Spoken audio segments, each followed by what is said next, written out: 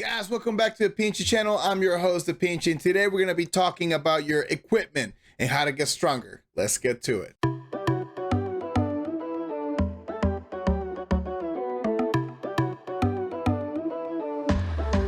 All right, guys, let's just get right to it. Thanks to the Digimon wiki again for all the information. Let's just start overall with what items you're going to need and what I recommend, and then we'll talk about the stats that you want to roll for.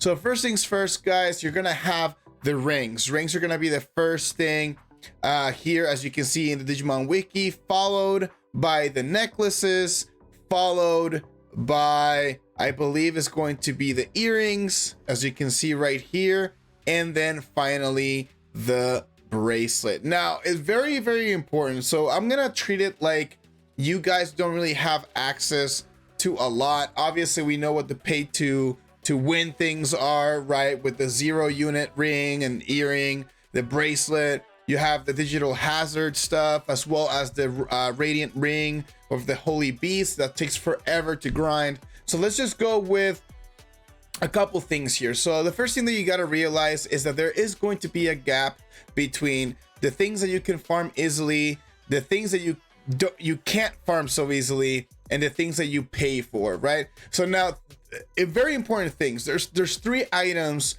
that I really want to focus on, and that is going to be your ring, your necklace, and your earring. So now those 3, the stats that you get from the holy beasts is going to be the best.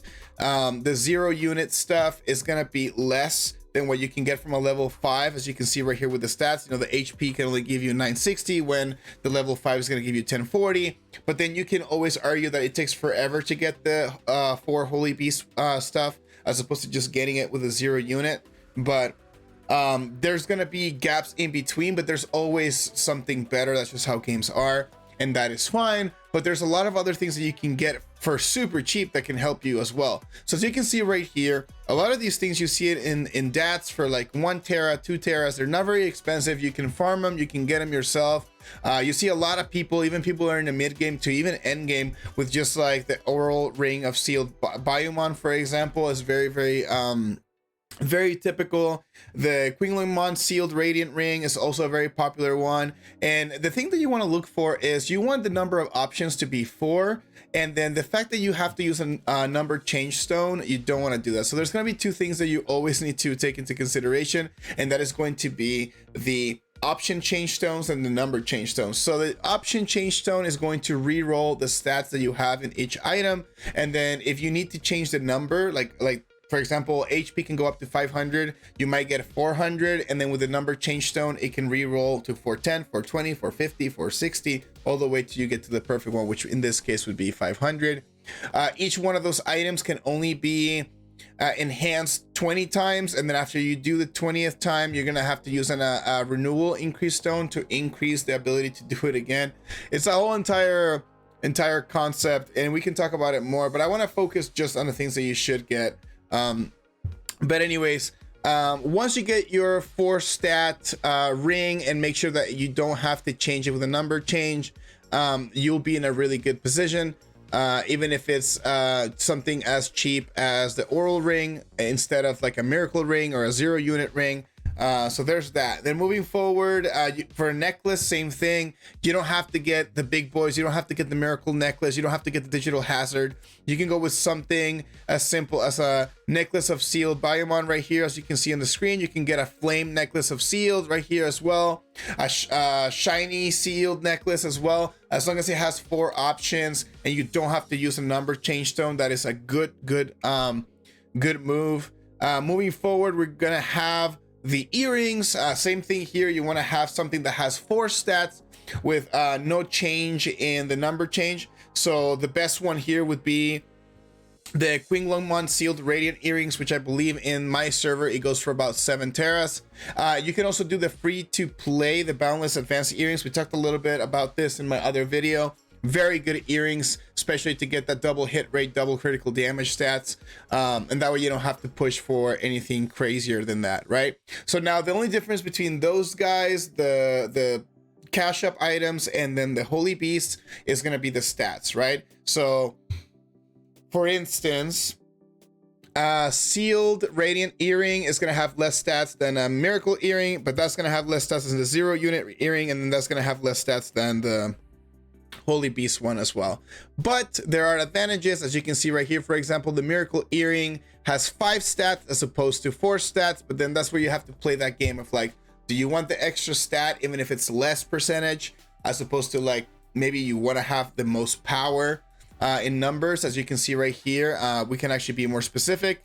A 0 unit earring can go all the way up to 24% in critical damage, but for example, a level 5 Holy Beast earring can go up to 26%, and this is going to be ×2 because every single one of those equipments can go up to 200%, and so this would actually be 52%, and this would be 48%. So you are missing out in 4% critical damage. So that's when you have to like kind of make your choice of what you want to do.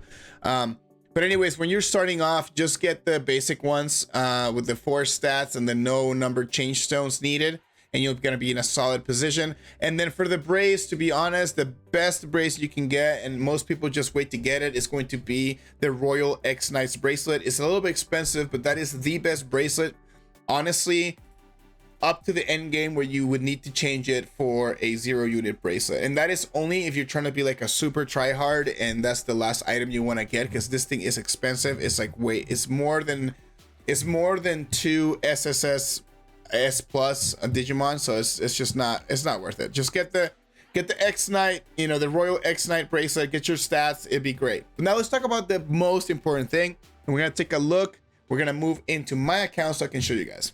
All right, guys, we're back into the digital world, and then now I'm going to be showing you what I have. So now there's stats that your items will have, right? Depending whether it is the earring, the necklace, the bracelet, and the ring. So now, as you can see, my earrings is the one that has the 5 stats. And so you can get, and you can check it in the wiki. Let's go back to the wiki. That depending on what you have, it'll have certain stats that it can reroll, right? So as you can see here, for the bracelet, for example, right, my bracelet right here, the Miracle bracelet, has 5 different stats. As you can see, it has max HP, critical damage, another critical damage, hit rate, and critical. And so, as you can see, you can roll anything from, you know, 2 HP, 2 DS, and 1 attack, or any combination of 5 of these, right? But some of them can only have 1 line, and that's why there's only 1. For example, attack, you can only have 1 line of attack.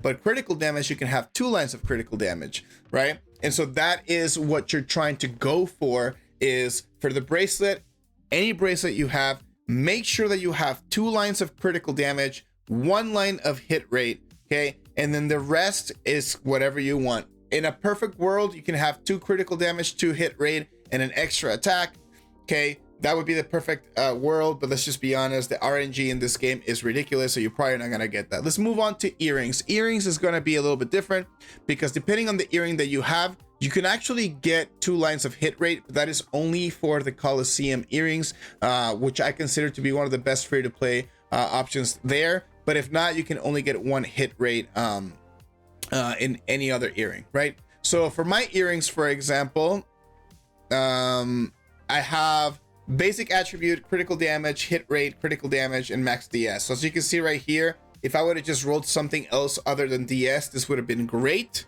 In a perfect world, I would have had 2 lines of critical damage, 1 line of hit rate, and then, you know, I would have loved to have 2 lines of skill attribute, which that would have been super helpful. But this is actually not too shabby.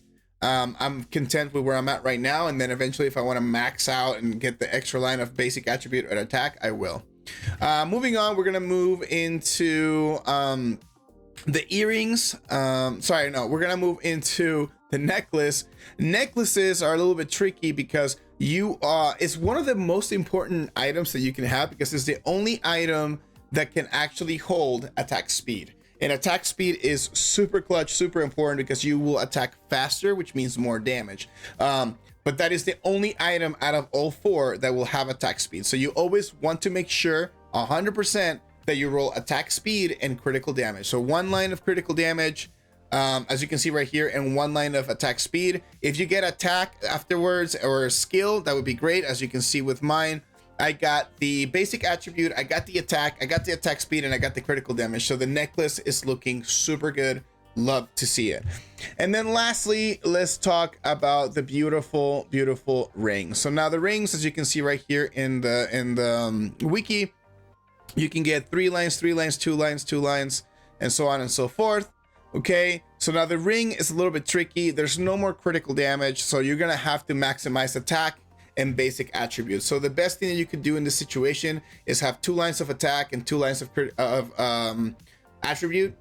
And as you can see for me, I had 2 lines of attack, 1 line of basic attribute, and then the last one was DS. But again, that is still really good. That's what you want to go for. 2 lines of basic attribute, 1 line of attack, 2 lines of attack, 1 line of basic attribute to maximize your strength. Long story short, guys, to just kind of conclude the entire video because it's getting a little bit long. For your earring, make sure that you have 2 lines of critical damage and 1 line of hit rate, okay? For your necklace, make sure you have attack speed, critical damage, and then if you can, basic attribute for sure. Bracelet, make sure that you get 2 lines of critical damage, 1 line of hit rate. Everything else will be okay. And then for the ring, again, any combination of double attack and basic attribute, or double basic attribute and 1 line of attack, and that, guys, will get you so much stronger in this game of Digimon Masters.